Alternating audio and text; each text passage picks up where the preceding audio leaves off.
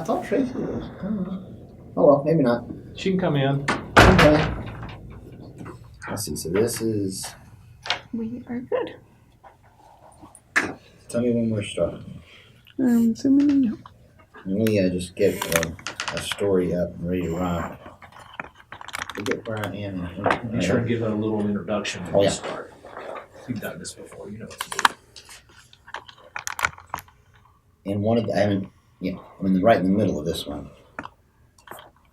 I thought I'd do something different. I never just read a whole short story before. This one was kind of fun. Okay. Sorry? Hi, I'm Darin Kennedy. I'm one of the guests at Illogicon 2018, and I'll be doing my reading now. I'm going to be reading a few things. I'm going to start with a short story from the Dark Horizons anthology from Elder Signs Press, and then I'll decide if I want to read from either of these two fine books. This is Mussorgsky Riddle, which is the first of my Fugue and Fable series, which I just finished last month with the third book, which unfortunately did not arrive on my porch in time to bring to Illogicon. And this is Pawn's Gambit, the first of my Pawn Stratagem series, and I'm working on the second book of that right now. So I was going to read you a story I wrote called Circular Argument, which involves a man trying to save his own life from an AI who is trying to save his life but not doing too good of a job at it. Circular Argument. The lights on board the tram shuttle flicker to life, sending Jonah's heart racing. A breath later, the engines began to cycle down, as they did precisely 11 hours and 56 minutes before, and precisely 12 hours before that. 4 minutes, Jonah giggles, a mix of exhaustion and mania in his voice. All the time in the world. Emergency Protocol Juliet 17 in progress. The computerized female voice, almost human, echoes through the enclosed space. A secret message whispered into a tin can on a string. 4 minutes to station. If you wish to initiate override, you may initiate override. Simple. Crisp. No more shouting. Shouting led to laryngitis that lasted 4 cycles. 2 days of darkness punctuated by 3 4-minute instances of artificial light that's grown dimmer with each repetition. All right, Jonah, he mutters. Just give the machine what it wants. Override initiated, comes the computerized voice. Please wait. Sure, he grumbles. Nothing but time.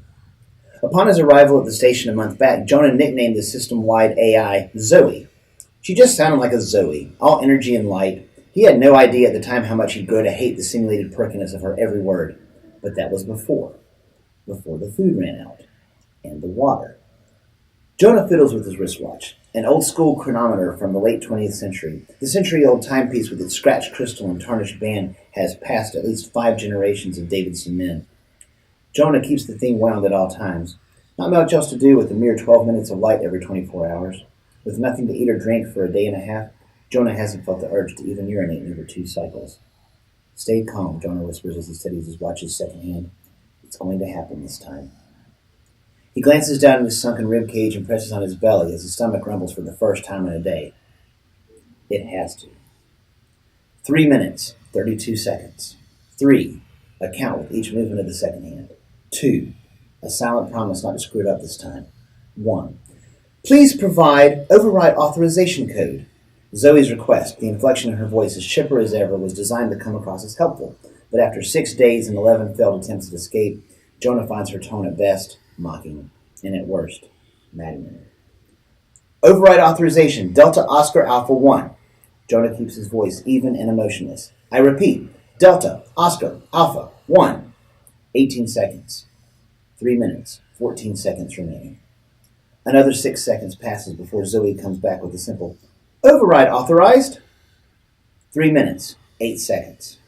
Suspend emergency protocol Juliet 17. Jonah fights to keep his voice calm. I repeat, suspend emergency protocol Juliet 17. 2 minutes, 58 seconds. Zoe doesn't answer for a good 10 seconds this time. State reason for step down of emergency protocol. 2 minutes, 45 seconds. Here we go. Emergency protocol not warranted. Noted. Her response this time is immediate. Verification needed. Identify. Voice print ident. Jonah Davidson, tech specialist, level 4. Jonah stares at his watch, waiting. 2 minutes, 40 seconds. 39. 38. Voice print ident for TS4 Jonah Davidson recognized. 5 seconds. At least the voice recognition software worked this time. How may I assist you, Jonah? With no time to spare for grumbling, Jonah blurts out his previous command, keeping his voice as even and calm as he can. Suspend emergency protocol Juliet 17. 2 minutes, 32 seconds. Jonah, Zoe's robotic voice, somewhere between soothing and patronizing, echoes through the tram shuttle. Protocol Juliet 17 is in place for your safety. Suspension of protocol not advised. 2 minutes, 26 seconds. Listen, the protocol is not warranted. Do you hear me? It's not warranted. 2 minutes, 22 seconds. Jonah, radiation levels at main post are elevated. Main post, therefore, is not considered safe. Suspension of protocol is not advised. Jonah clears his throat. The shuttle sensory array is damaged and giving you false information. Please recalibrate. 2 minutes, 10 seconds. 9, 8. Recalibrating. Jonah hunkers down, collects his thoughts, and tries to control his breathing. Over the last several cycles, recalibration has taken up to 30 seconds, and as little as 16. He's kept meticulous notes, albeit written in total darkness, on the various time parameters the system AI has taken for each of his requests. He hopes against hope this time falls on the shorter end of the spectrum. Recalibration complete. 1 minute, 49 seconds. Scan main post, Jonah commands, wasting no time. I repeat, scan main post. Complying. Jonah's heart leaps at the immediate response. It's going to happen this time. 10 seconds pass, then 15, then 20. Come on. Jonah pounds a fist on the steel door panel so hard his fingers tingle in answer. Come on. Scan complete. Radiation levels at main post within normal limits. No shit, Jonah mutters. I've only told you that 11 times. 1 minute, 17 seconds. Come on, Zoe, pull the next one. 1 minute, 15 seconds. Suspension of protocol Juliet 17 authorized. Thank God. Another 3 seconds pass before Zoe asks, Jonah, what are your orders? Stop at main gate, then open doors. 1 minute, 8 seconds. 7, 6. Scheduling stop at main post in 1 minute, 4 seconds. And now the main event. Red flag advisory for onboard AI. In 10 seconds, your advanced sensors are going to erroneously detect a warning! A klaxon sounds in the shuttle tram. Warning! No! Jonah leaps from the floor and nearly careens into a wall, his leg numb from lying too long on the hard steel floor. It's too soon! Radiation leak identified ahead. Shuttle charge at 17%. Initiating emergency protocol Juliet 17 to conserve power. No, you stupid piece of shit! Jonah punches the sliding glass door. I just broke you out of that stupid protocol. Commencing power down, we'll bypass main gate and continue onto outbound track to minimize exposure during radiation cleanup. Like there's anyone here to perform a cleanup, you stupid machine. Jonah paces the car. It's just me here, damn it. For another 18 days, when the next team is set to arrive. Powering down now. The train goes dark, even earlier than the previous time. The engines cycle up, ready to start another trip around the outer perimeter of the base. Less than a minute passes and the bright lights of the station's fully operational main post illuminate the car for all of 5 seconds as it races through. It's the last light Jonah will see for 12 hours. 11 hours, 59 minutes, 54 seconds. Too dehydrated to make tears, Jonah's dry eyes squint closed. He chokes on the words. 53, 52, 51.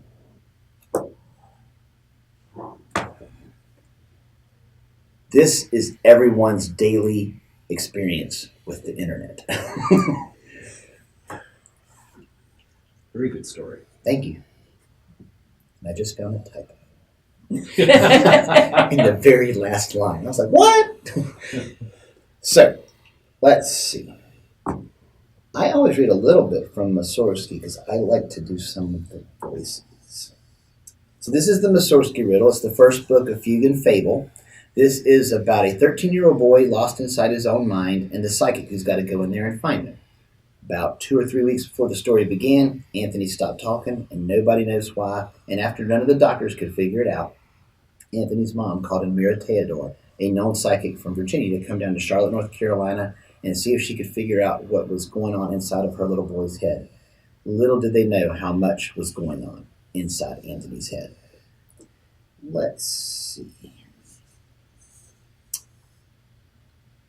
So I usually start reading right towards the end of chapter 2 and the beginning of chapter 3. This is when Mira is going into Anthony's head for the very first time. And let's see. She touches Anthony's mind. She hears music that she's never heard before. And then, nothing but music so far. But give it a few more seconds. It feels like I'm about to round up before I can complete the thought. A maelstrom of color envelops me. Vivid and bright, muted and pastel, light and dark. The entire spectrum flies at me. A tidal wave of prismatic light. If there's a place rainbows go when they die, it's here. Everything and everyone fades away in the flood of color, and I am alone. Dr. Archer? A trace of fear invades my voice. Caroline? Before I can say another word, the strange music begins to crescendo. Can anyone hear me? The only answer is yet another repetition of the 13-note strain, the notes mocking in their intonation. The colors swirling about my head spin faster and faster as the sulfur smell of fear still fills my senses. A wave of nausea passes through my body and nearly doubles me over. In the years since I first discovered my talent, I faced more than my fair share of the bizarre and unexplained, but this is different from anything I've experienced before. Trapped like a prehistoric animal in a tar pit and helpless to free myself, my every effort at escape only draws me in deeper. Wherever it is Anthony's stuck, he's not alone anymore. The run of 13 notes grows louder and faster with each repetition. The previously pleasant melody descends into an ear-splitting cacophony. I clench my eyes shut and clutch at my ears, though my eyelids and hands do little to stem the overwhelming assault on my senses. Please, I whisper, stop. The deafening melody pounds at me with physical force. My heart races like a hummingbird's as my mind flirts with sweet unconsciousness. My arms fall to my sides and I collapse to what should be the shag carpet of Dr. Archer's exam room. As I lie there, amid the onslaught of light, sound, and smell, a realization sweeps across me. Before my thoughts fade into oblivion, I stare up into the swirling mass of color and speak. It's okay. You can stop now. The music halts for the briefest of moments, as if awaiting my next words. I hear you, Anthony. No sooner do the words leave my lips than the barrage of light and sound stops. The sudden silence is somehow worse. Before I can take a breath, a burst of brilliance, like 1,000 flashbulbs firing at once, blinds me. With ears still ringing from the auditory onslaught, I rub my eyes as my vision adjusts to the muted luminescence of another place entirely. An enormous hallway stretches out before me, the sheer opulence of the space reminding me of pictures from the Louvre. The way before me is clear, though the passage to my rear is blocked by a pair of 10-foot-high doors fashioned of dark oak. A lock the size of my head hangs between them. Won't be leaving that way. Dios mio, I mutter, channeling my mother. If even God can hear me in this place.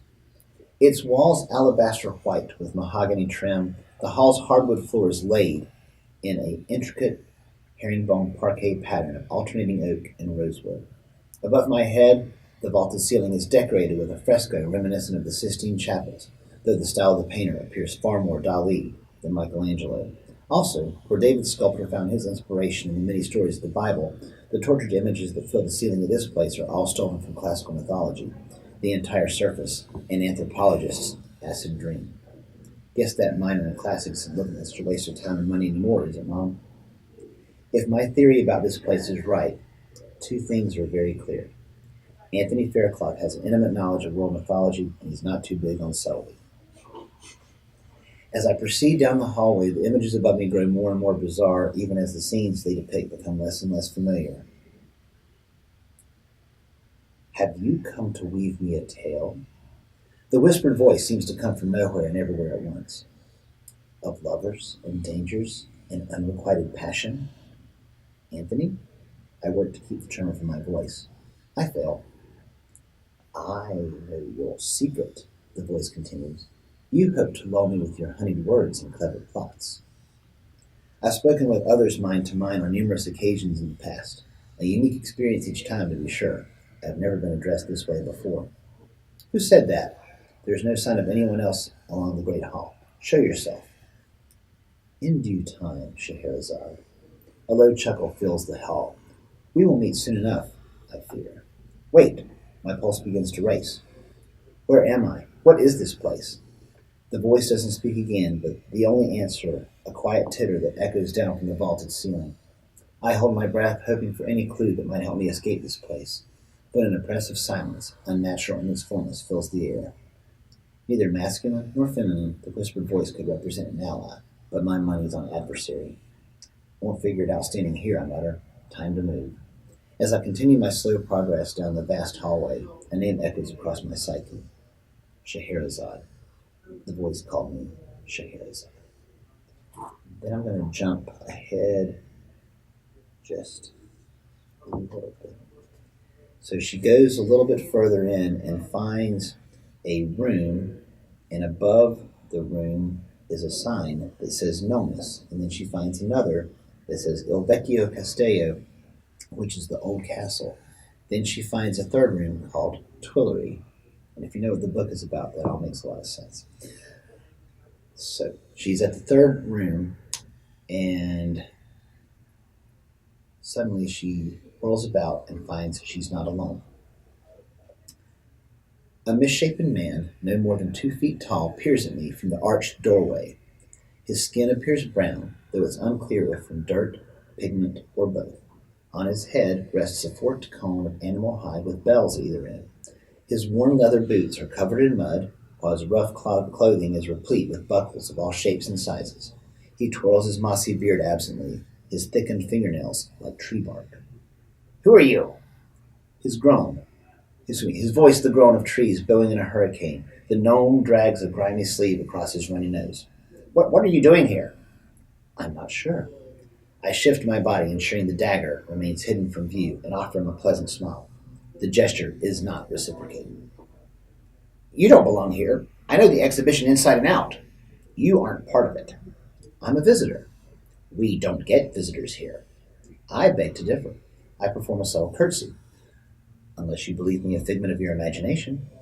The gnome snorts. All right, we have a visitor. What is it you want? You're from the painting, aren't you? The one down the hall. A quizzical look crosses his face. Why do you ask such things? It is my nature to ask such questions. I search for any way to connect with this strange creature, and then in a flash it comes to me. I am called Scheherazade. The gnome stares at me in awe. The Scheherazade? I work to keep any hint of confusion from my features. The same. He scratches the side of his head.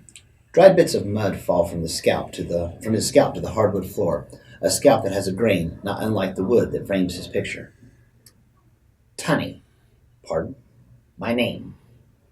Tunny. You're from the painting, the sign that said Nomus. He squints at me. His nose crinkles as if he smells something foul. Perhaps. What are you doing out here, then, among the exhibition, I believe you called it? We are the exhibition, and don't you forget it.